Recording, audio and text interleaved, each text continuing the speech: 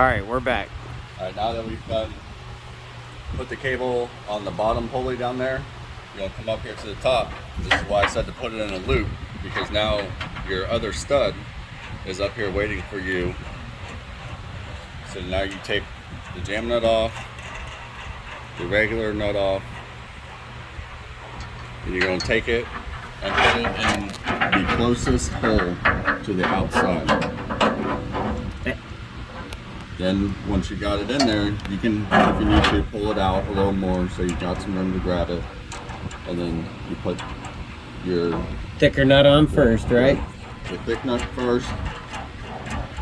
I usually run it down about probably an inch, 3/4 of an inch, and then the jam nut come down and be on there. These you don't have to tighten right now. Once you get on the job, you will have to take them back off so that you can get the cable ran over to the opposite side of the lift. Now once those are put on, you can just let it hang out there for a minute, and then you're going to come down here, and what I like to do is I'll put my body against the base, grab both sides of the carriage so that you can pull it down and it'll be seated back wherever it goes. Then once you pull that down and set it, you can grab your long end of the cable and pull it to wherever it's tight and sitting down. And now what you can do is take it up here to your top pulleys. And as you can see in the earlier video, I didn't put the bolt on the side that the pulley or the cable goes on so that I could stick it on there. So we're going to do the same thing we did the other side, but this time it'll actually be holding the cable. Yes. So you grab another 9/16 bolt, 2 nuts, and remember the first nut goes on backwards.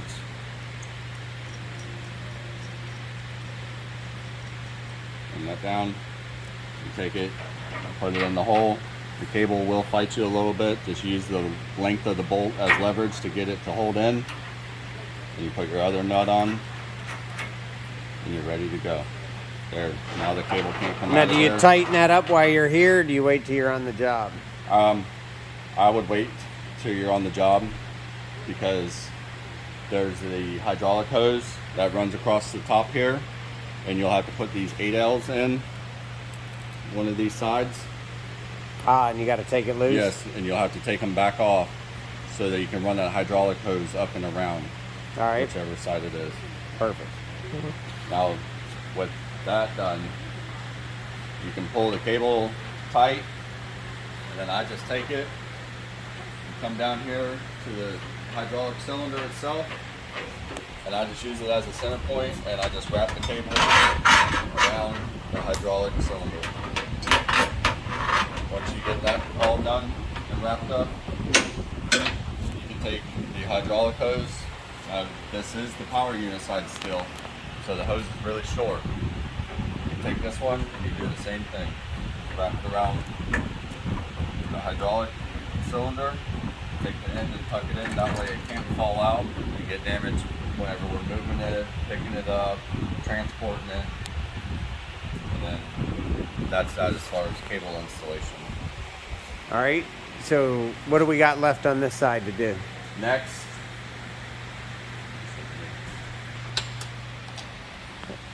okay, next step on the CL10 is installing the locks.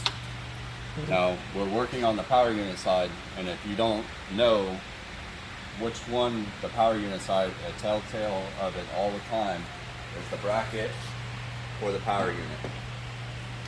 It's always on the, well, the way that the lift is sitting, it's on the right hand side.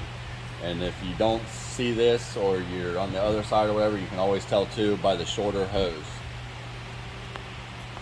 Now, for the power unit side, it gets the lock with the handle, because whenever you're lowering the hydraulics down, you have to hold the handle down to engage or disengage the locks so that the carriage will come down with the vehicle on it.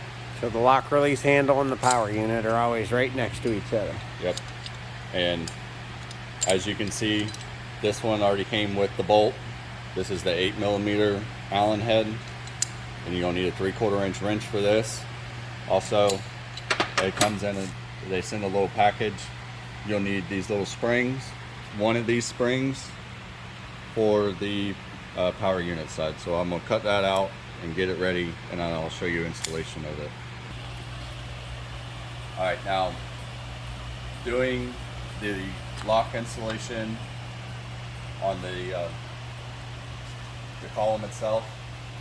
Normally, we won't raise the column up in the air due to sometimes it might not be grabbed in a good spot and it could slide either way. The weight's not dispersed evenly. But for video purposes, I'm going to go over and lift it up higher so that it's all right there in front of us and everybody can see.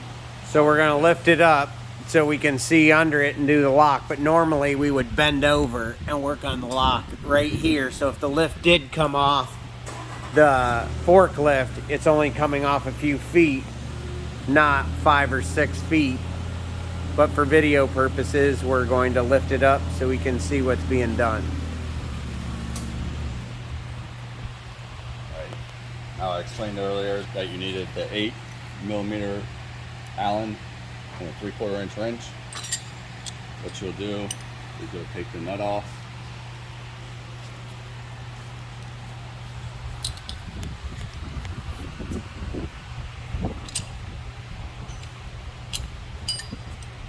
And these two, they come apart.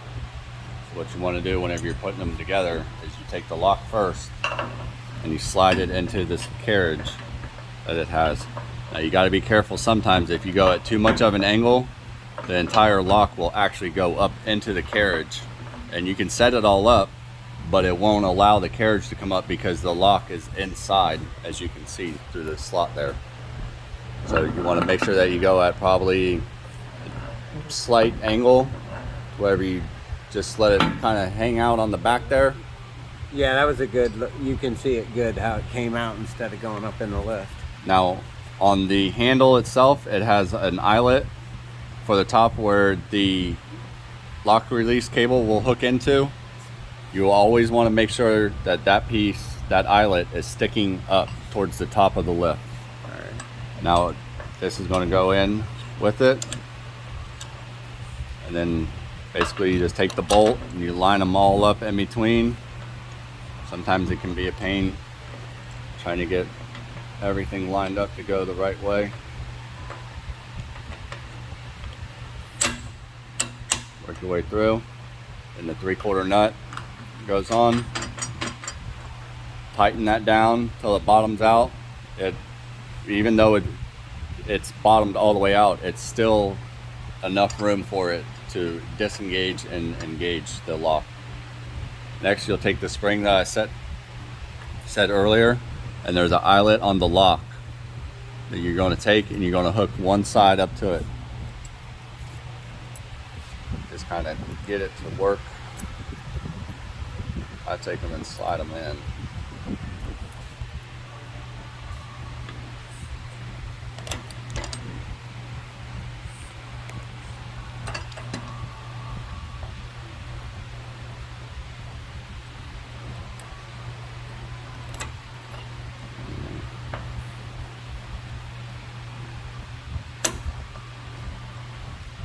Now we got that on. Now I did go and get a set of needle nose pliers. It will make it a little easier to do it. And then you just grab the other end, and there's a hole up here that's welded on Yeah. to the lift. And you're going to take that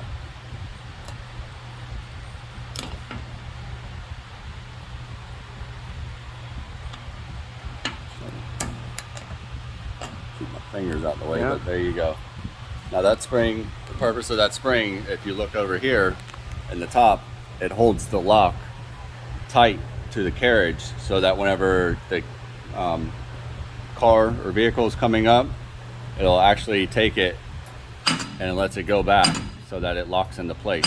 That's the lock pop you hear when the car's going up in Yep. the air. Now that all that's done, I'm gonna go and I'm gonna tighten this up. I know I told you earlier about tighten it all the way. I'll just demonstrate for you now that everything's together. Nice and tight, like I said, and there's still room for it to move. All right, so now we're done with this column. It's possible that we could, if we were taking this to a job, is go right out and load it on the trailer. If the trailers weren't here, we would set it aside to be loaded later. And that's what we're gonna do right now. We're gonna take it. We got a 4x4 that the end without the bottom plate will set on. So he's gonna go over and set it off to the side with the top going on that 4x4.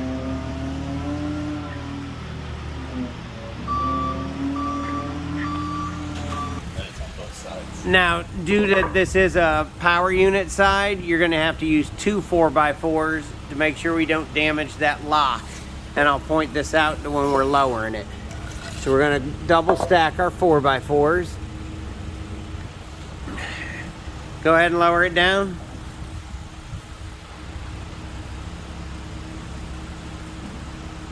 And you can see there that we still got room underneath that lock that we didn't damage it. But if we would have just set that on one 4x4, we would have messed up our lock system. All right, now that the first one's done, we're right up to where our arms are. We're going to cut the straps off, and we're going to stack our arms right over on the pallet jack.